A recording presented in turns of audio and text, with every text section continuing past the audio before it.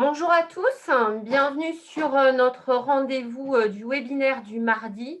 Donc aujourd'hui, le webinaire va être consacré aux retenues.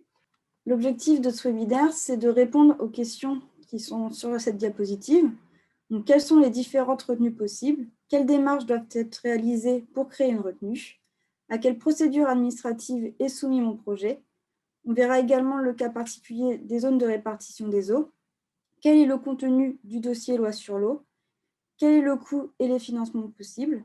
Et je finirai par un exemple d'un projet qui est en cours de réalisation.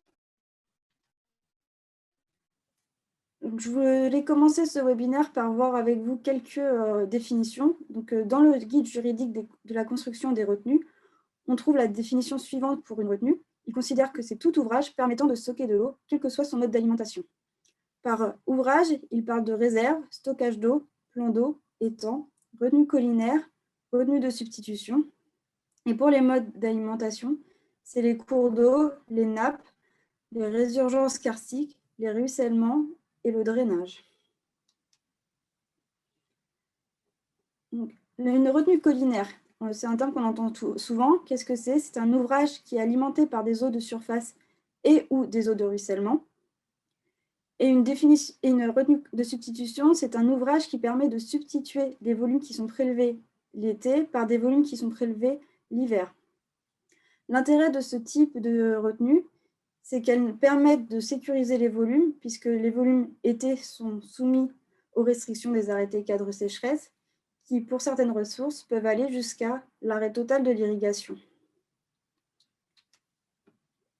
Il existe deux grands types de retenues, les retenues qui sont déconnectées du milieu et les retenues qui sont connectées au milieu.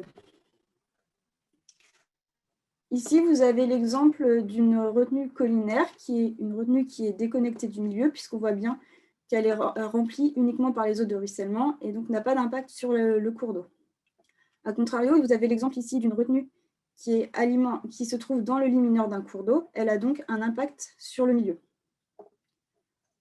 Vous pouvez remplir une retenue à l'aide d'un forage. Donc, la retenue sera déconnectée du milieu à condition qu'il y ait une couche imperméable qui isole la retenue de la nappe. Vous avez ici l'exemple d'une retenue qui est également alimentée par une nappe, mais cette fois, il n'y a pas de couche imperméable. La retenue se remplit donc par l'infiltration au niveau de la nappe alluviale. Vous avez également l'exemple d'une retenue qui se remplit à l'aide d'un cours d'eau, donc soit par dérivation avec la présence d'un seuil pour qu'elle soit déconnectée du milieu, soit avec une pompe. Une réserve qui est connectée au milieu, il n'y a pas de seuil et il n'y a pas de couche imperméable. De manière générale, il faut mieux privilégier les retenues qui sont déconnectées du milieu. On peut même dire qu'il faut bannir les retenues qui sont connectées au milieu. Alors, quelles sont les démarches pour créer une retenue? Dans un premier temps, il va falloir cerner le projet. Est-ce que mon projet est un projet collectif ou un projet individuel? Quels sont les volumes qui sont nécessaires? Il faut penser à l'évolution de l'assolement, puisque vous allez créer une retenue pour plusieurs dizaines d'années. Donc, votre assolement est susceptible de changer. Quels sont les objectifs du stockage? Est-ce que je vais faire de la substitution ou est-ce que je vais créer de la ressource? Et quelle est l'origine de cette ressource? Avec cette question, on va aussi se poser quels sont les volumes qui sont disponibles. Il faudra ensuite sélectionner un ou plusieurs sites où vous pouvez envisager de créer la retenue. Les sites seront choisis en fonction de la topographie. On va construire les retenues en aval, pas en amont. De l'imperméabilité des sols, on va aussi regarder s'il y a des zones avec des zonages réglementaires, comme par exemple des zones Natura 2000, des zones NIEF, on va plutôt privilégier des zones où il n'y a pas de zone Natura 2000, parce que réglementairement, ce sera plus facile de faire passer le dossier. Il y aura moins de contraintes. Quelle est la proximité avec le réseau électrique? Est-ce qu'il va falloir alimenter les pompes? Quelle est aussi la proximité avec les parcelles, puisqu'il va falloir mettre des canalisations pour pouvoir amener l'eau du point de prélèvement à la parcelle? Et est-ce que je maîtrise ou non le foncier? Si vous n'êtes pas propriétaire, il vous faut l'accord du propriétaire. L'étape suivante, c'est d'évaluer la faisabilité du projet. Donc pour ça, il faut prendre contact avec la DDT en leur faisant une première description du projet et en les faisant venir sur le site. Ils vont vous donner un premier avis et en fonction de ce premier avis, vous pourrez réadapter le projet. Il faut aussi se poser la question, est-ce que économiquement, le projet est viable et rentable, sachant qu'il y a très peu d'aide financière. Nous y reviendrons à la fin de la présentation.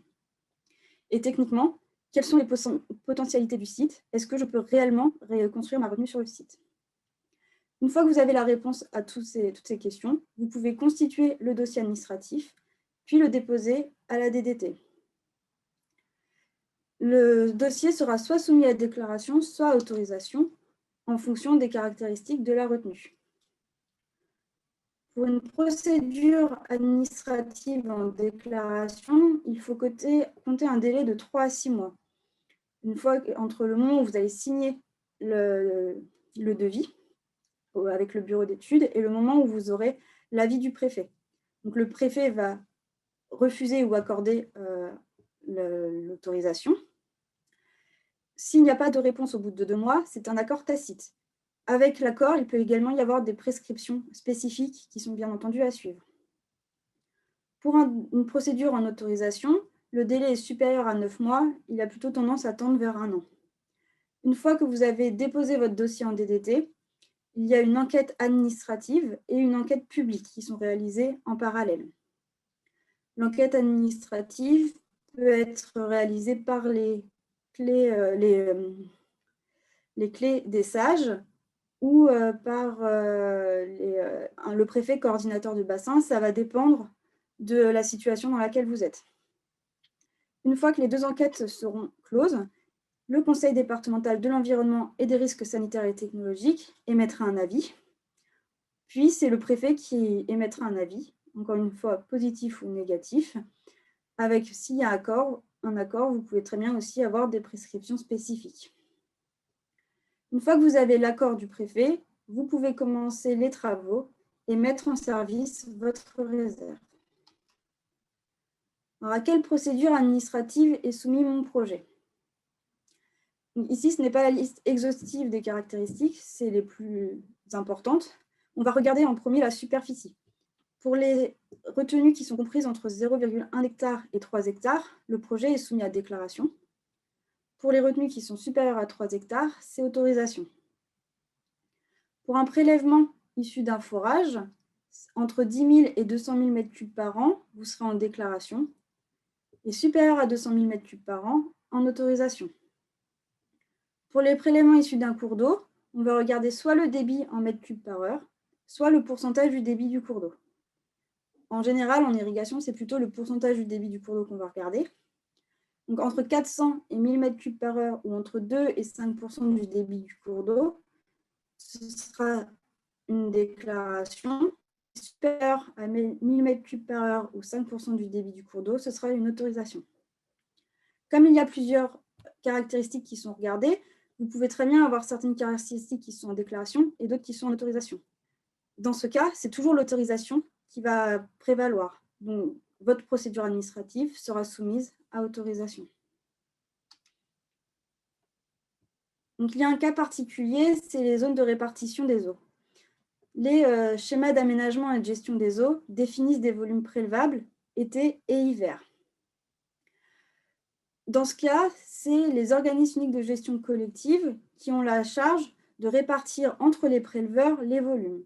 Donc, la première étape dans ce cas-là, c'est de contacter l'OUGC et de leur demander s'il y a encore des volumes disponibles. Si oui, quels sont ces volumes et quelles sont les démarches pour obtenir un volume. Je vous ai remis ici la liste des OUGC dans la région centre. Sont principalement concernés potentiellement par des créations de retenues, les bassins de la Théols, Lièvre-Rond, Cher-Arnon et Lotion.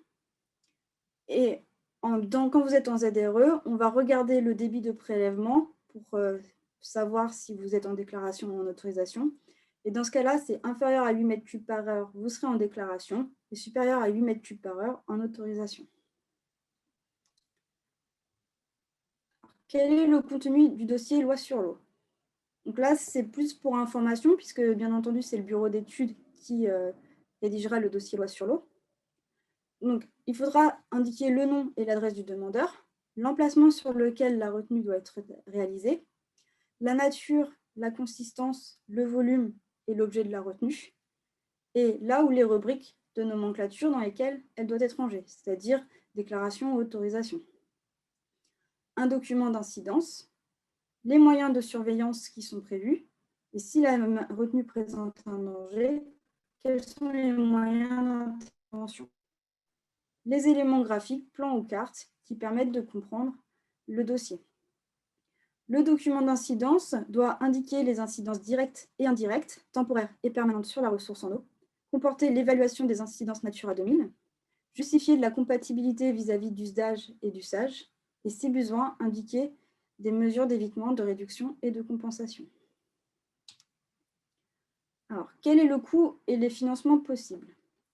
Le premier coût pour la création d'une retenue, ça va être le dossier loi sur l'eau. Ça coûte entre 8 000 et 10 000 euros. Vous êtes obligé de passer par un bureau d'études qui est agréé pour au moins la partie volet géotechnique et de prendre une assurance en cas de dommage. Ce qui fait, c'est qu'actuellement, les prix ont plutôt tendance à tendre vers 10 000 euros. Concernant le prix de la création de la retenue, on est entre 3 à 5 euros le mètre cube. 3 euros étant quand on a la chance d'avoir un sol argileux, donc il n'y a pas besoin d'amener de bâches géotextiles. Et 5 euros, c'est quand il faut acheter des bâches géotextiles. Concernant les financements, il y a des aides possibles de l'Agence de l'eau, mais uniquement pour les projets collectifs de substitution et dans un contexte très encadré. Donc, c'est par exemple le cas sur Loire-Bretagne avec les contrats territoriaux de gestion quantitative et qualitative, où il y a justement un de ces contrats qui est en train d'être mis en place sur le département du Cher. Pour les projets individuels, vous pouvez vous faire financer des bâches géotextiles et des géomembranes via le plan de relance, à raison de 30% du coût hors taxe, avec une majoration de 10% pour les jeunes agriculteurs. Au 4 mars, 38% de l'enveloppe aléa climatique avait été consommée. Donc, si vous êtes assez avancé dans votre projet, on vous encourage à faire votre demande maintenant, tant qu'il y a encore des financements. Je vais maintenant vous présenter un exemple d'un projet en zone de répartition des eaux. C'est un projet individuel.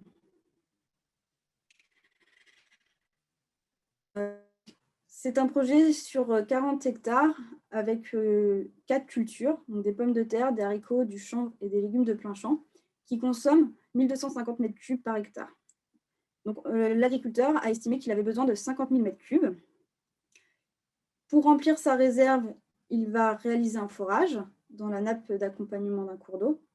Et la première estimation du coût total du projet était de 650 000 euros. Ça comprenait l'étude, la création de la retenue et du forage, la station de pompage et les canalisations.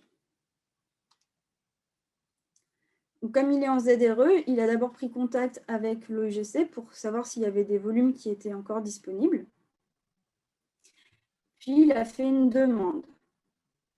En parallèle, il a pris contact avec la DDT pour discuter du projet avec eux et parler des subventions du plan de relance. Après ces 2 étapes, il a demandé des devis. Donc, le devis de la création de la retenue est estimé à 228 212 euros hors taxe, ce qui fait 4,56 € le mètre cube. Ensuite, il s'est renseigné pour la station de pompage. Donc, c'est difficile pour lui de faire tirer des câbles électriques parce qu'il devrait faire tirer dans 2 directions, ce qui coûterait très cher. Donc, il a pensé à mettre une station de pompage temporaire alimentée par un groupe thermique diesel, ce qui lui coûtera 25 661 €.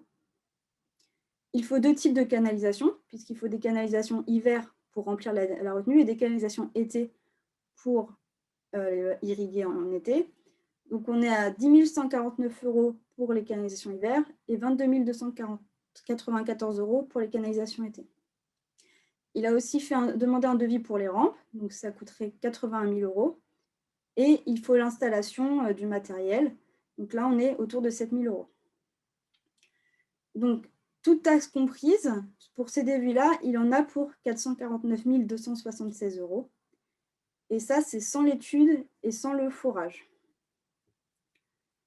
Donc maintenant, il continue dans son projet à attendre les autorisations. Je vous remercie pour votre attention.